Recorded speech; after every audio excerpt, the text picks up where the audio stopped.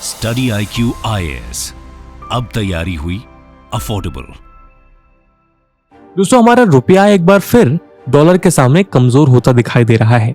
जी हाँ, हाल ही की रिपोर्ट्स में इंडियन रुपये की वैल्यू डॉलर के सामने गिरते गिरते अपने रिकॉर्ड लोएस्ट लेवल तक पहुंच गई है और करंट एक्सचेंज रेट को देखते हुए अब आपको $1 के बदले 83 रुपए से भी ज्यादा चुकाने की जरूरत पड़ेगी। यहाँ तक कि हाल ही में पब्लिश हुई कुछ न्यूज रिपोर्ट्स में इकोनॉमिक एक्सपर्ट्स ने ये तक कह दिया कि हो सकता है कि आने वाले समय में $1 की कीमत 85 रुपए तक पहुंच जाए।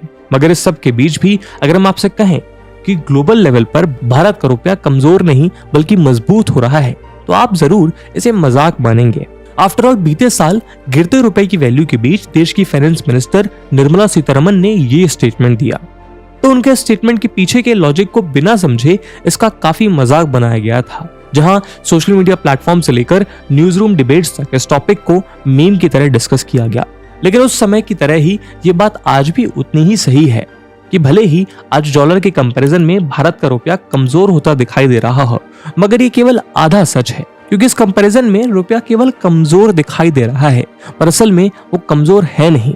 अब आप पूछेंगे कि वो कैसे, तो चलिए आज हम आपको इस वीडियो में बताते हैं कि कैसे यूएसए अपने डोमिनेंट पोजीशन का फायदा उठाकर डॉलर को मजबूत तो बना रहा है, लेकिन वो फिर भी ग्लोबल लेवल पर भारत के रुपए को टस से मस नहीं कर पा रहा है। बल्कि बीते 10 सालों में इंडियन रुपी दूसरे इंटरनेशनल करेंसीज के कंपैरिजन में ना केवल स्टेबल दिखाई देता है बल्कि कुछ के कंपैरिजन में तो वो कंसिडरेबली स्ट्रांग भी हुआ है।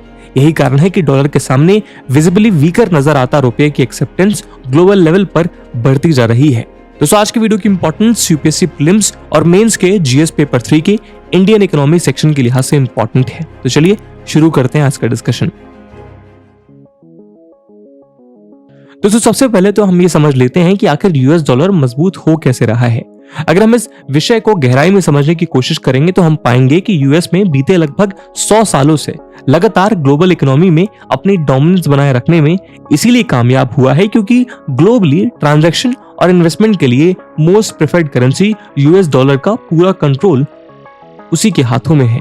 कहानी में थोड़ा पीछे चले तो हम पाएंगे कि जिस तरह भारत में आरबीआई रेपो रेट्स और रिवर्स रेपो रेट्स निर्धारित करके इंडियन इकोनॉमी में रुपये की सप्लाई और इन्फ्लेशन को कंट्रोल करता है, ठीक उसी तरह यूएसए में ये काम वहां के सेंट्रल बैंक यानी उनकी फेडरल रिजर्व का है, जो जरूरत के मुताबिक इंटरेस्ट रेट्स को निर्धारित करके यूएस इकोनॉमी में डॉलर के सप्लाई को मेंटेन करती है। अब अगर हम 2014 की स्थिति में देखें तो उस समय यूएस फेडरल रिजर्व का इंटरेस्ट रेट महज 0.1% था।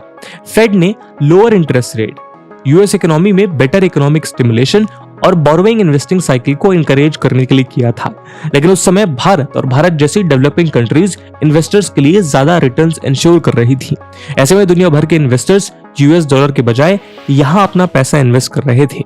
मगर इसी बीच कोविड-19 क्राइसिस के दौरान ग्लोबल पैंडेमिक की शुरुआत हुई तो दुनिया भर के इन्वेस्टर्स एक्स्ट्रा रिस्क लेने के बजाय यूएस डॉलर में ऑलमोस्ट रिस्क फ्री इन्वेस्टमेंट करने के लिए इंकरेज हुए। आफ्टर ऑल, यूएस डॉलर दुनिया की मोस्ट एक्सेप्टेबल करेंसी है। ऐसे में इसमें किया हुआ इन्वेस्टमेंट उन्हें भले ही कोई इंटरेस्ट ना दे, लेकिन उनका लॉस नहीं होने देगा। यही कारण है कि ग्लोबल इन्वेस्टर्स ने दुनिया भर में किया हुआ अपना इन्वेस्टमेंट निकालकर यूएस डॉलर्स में इन्वेस्ट करना शुरू कर दिया। अब इससे ग्लोबली यूएस डॉलर की डिमांड अपने आप बढ़ने लगी।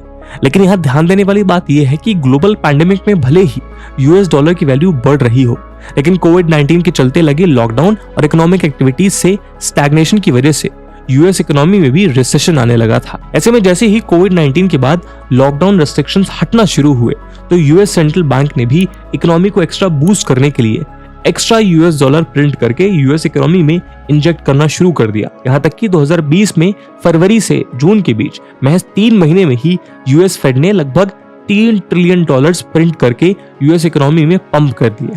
अब आप भी सोच रहे होंगे कि हाँ, ये तो सही बात है। अगर डॉलर दुनिया की मोस्ट सॉट आफ्टर करेंसी है और उसे बनाने की चाबी यूएस फेड के हाथ में है तो फिर वो जितने चाहे उतने डॉलर्स बना लें, इसमें दिक्कत क्या है। मगर यही एक कैच और है, क्योंकि कोविड-19 के बाद आए इकोनॉमिक स्लोडाउन से खुद को निकालने के लिए यूएस फेडरल रिजर्व ने डॉलर्स प्रिंट करके इकोनॉमी में पुश तो कर दिए और ऐसा करके यूएसए पैंडेमिक लेड स्टैग्नेशन से बाहर आ भी गया, लेकिन इकोनॉमी में करेंसी की ह्यूज सप्लाई की वजह से यूएस इकोनॉमी में इन्फ्लेशन तेजी से बढ़ने लगा, जो बढ़ते बढ़ते 2022 के मिड तक अपने 40 साल के हाईएस्ट लेवल पर जा पहुंचा। यहाँ तक कि पिछले लगभग 20 सालों में यूएस का एवरेज एनुअल इन्फ्लेशन 2 से 3% के बीच रहा था। वहीं 2021 में ये 4.7 और 2022 में ये 8% के ईयरली एवरेज तक जा पहुंचा और उसके चलते यूएसए में बेसिक जरूरी चीजों की कीमतें भी आसमान छूने लगी। नतीजा ये हुआ कि इस इन्फ्लेशन को कंट्रोल करने के लिए यूएस फेड को इंटरेस्ट रेट में भारी बढ़ोतरी करनी पड़ी। जहां 2014 में यूएस फेडरल रिजर्व के इंटरेस्ट रेट महज 0.1% था, वहीं ये अब 5.33% इंटरेस्ट रेट के साथ अपने 22 साल के हाईएस्ट लेवल पर पहुंच गया। यही नहीं, यूएस फेडरल रिजर्व का ये दावा है कि आने वाले समय में भी वो इकोनॉमी में इन्फ्लेशन से लड़ने के लिए इस इंटरेस्ट रेट को हाई रखेगा। मगर यूएस फेड के स्टेप ने एक बार फिर डॉलर को मजबूत कर दिया, क्योंकि अब हायर इंटरेस्ट रेट की वजह से इंटरनेशनल मार्केट में उसकी डिमांड बढ़ चुकी थी। क्योंकि जैसे ही यूएस फेडरल रिजर्व ने अपने यहाँ इंटरेस्ट रेट्स को हाई किया तो दुनिया भर के इन्वेस्टर्स ने यूएस में बेटर रिटर्न्स के लिए इन्वेस्टमेंट करना शुरू कर दिया। क्योंकि जब एक इन्वेस्टर को अपने रिटर्न्स डॉलर के फॉर्म में और हायर इंटरेस्ट रेट के साथ मिल रहे हैं तो फिर वो कहीं और क्यों जाएगा। लेकिन अब आपके मन में सवाल उठ रहा होगा कि यदि इन्फ्लेशन बढ़ा है तो करेंसी की वैल्यू जो नीचे जानी चाहिए, तो इन्फ्लेशन के बीच भी यूएस डॉलर स्ट्रॉन्ग कैसे हो गया। दोस्तों, असल में यही यूएस डॉलर और यूएस इकोनॉमी की सबसे बड़ी सुपर पावर है। वो बीते लगभग 100 साल से अपनी इकोनॉमी और दुनिया भर में यूएस डॉलर की डिमांड और पावर को खुद ही कंट्रोल कर रहा है।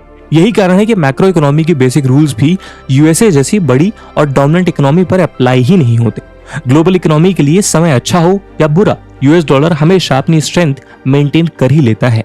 खासतौर पर वर्ल्ड इकोनॉमी के लिए जब भी बुरा समय आता है, ज्यादा से ज्यादा लोग अपने आखिरी विकल्प या लास्ट रिजॉर्ट की तरह डॉलर में इन्वेस्ट करके एक सेफ बेट करना चाहते हैं।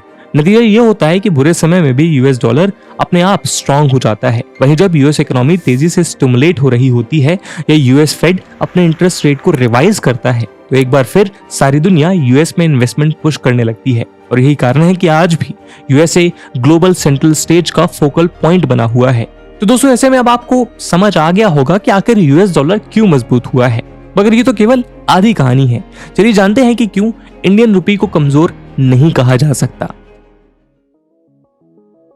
दोस्तों, अगर हम इंडियन रुपये की ट्रेंड पर गौर करें तो हम पाएंगे कि यदि हम यूएस डॉलर के अनफेयर एडवांटेज को ध्यान में रखते हुए यूएस की बात छोड़ दें तो बाकी ग्लोबल करेंसीज के कॉन्टेक्स्ट में इंडियन रुपये काफी स्टेबल नजर आता है। अब देखिए, जहां सितंबर 2013 में यूरो की वैल्यू 85 रुपीस थी, वहीं 2023 में ये 89 रुपीस है। यानी एक्सचेंज रेट के मुकाबले बीते 10 सालों में यूरो केवल 4 रुपए महंगा हुआ है। इसी बीच 2013 से 2023 के बीच ब्रिटिश पाउंड 101 से केवल 103 ही पहुंच पाया, यानी महज 2 रुपए की बढ़ोतरी। वहीं कैनेडियन डॉलर 10 सालों में 60 रुपीस से 61 रुपीस का हो गया। सिमिलरली भारत का कोर कंपटीशन यानी चाइनीज युआन भी 10 रुपए से केवल 11 रुपए का हुआ, यानी केवल 1 रुपए का अंतर आया। जबकि इसके उलट जापानीज येन और ऑस्ट्रेलियन डॉलर इंडियन रुपये की कंपैरिजन में कमजोर हुए। जी हाँ, जहां जापानीज येन 10 सालों में 0.65 रुपीस से घटकर 0.56 रुपीस का हो गया, तो वहीं ऑस्ट्रेलियन डॉलर 59 रुपीस से घटकर 53 रुपीस का हो गया। सिमिलरली ब्राजील रियल के कंपैरिजन में भी इंडियन रुपये बीते 10 सालों में 65% और रशियन रूबल के कंपैरिजन में 123% इंक्रीज हुआ।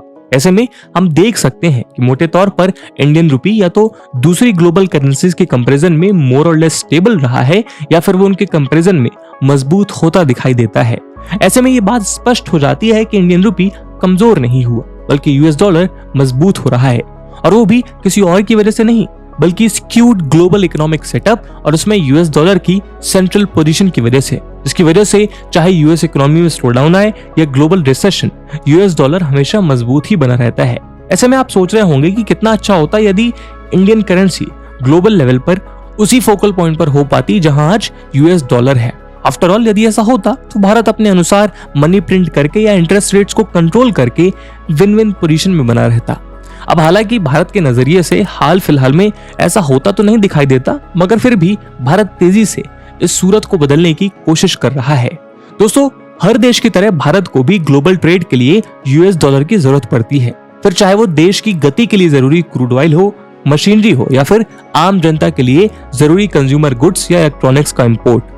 हर किसी के लिए भारत को यूएस डॉलर के रूप में फॉरेन करेंसी की जरूरत पड़ती है। भारत के लिए जरूरत और भी ज्यादा पेचीदा तब दिखाई देती है जब हम इस बात को समझते हैं कि भारत का in general balance of trade काफी हद तक इंपोर्ट डिपेंडेंट है। इसके चलते भारत का trade deficit billions of dollars का होता है।